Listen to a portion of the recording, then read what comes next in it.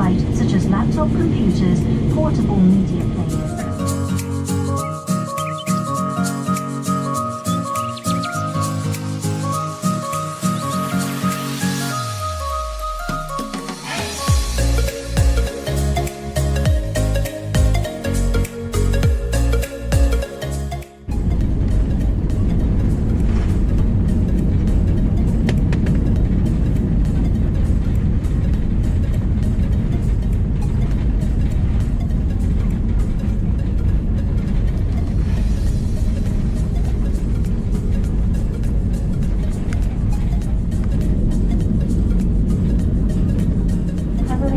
เราได้นำท่านมาถึงท่าอากาศยานนานาชาติเสร็จเรียบเป็นที่เรียบร้อยแล้วค่ะเพื่อความปลอดภัยกรุณานั่งประจำที่และยังคงงดใช้อุปกรณ์อิเล็กทรอนิกส์ทุกชนิดจนกว่าเครื่องบินจะจอดสนิทและสัญญาณแจ้งการเข็มขัดที่นั่งได้ดับลง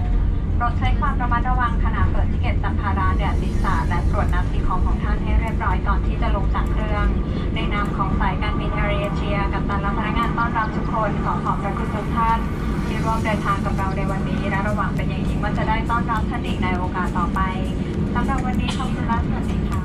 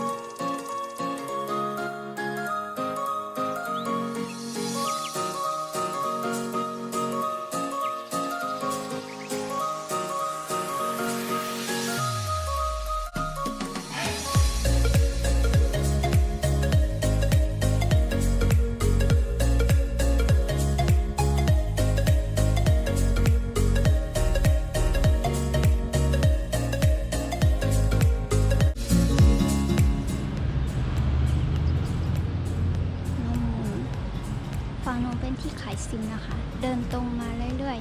ๆเจอห้องน้ำไหนมาดูสิห้องน้ำสะอาดหรือเปล่าเอ้ยโอเค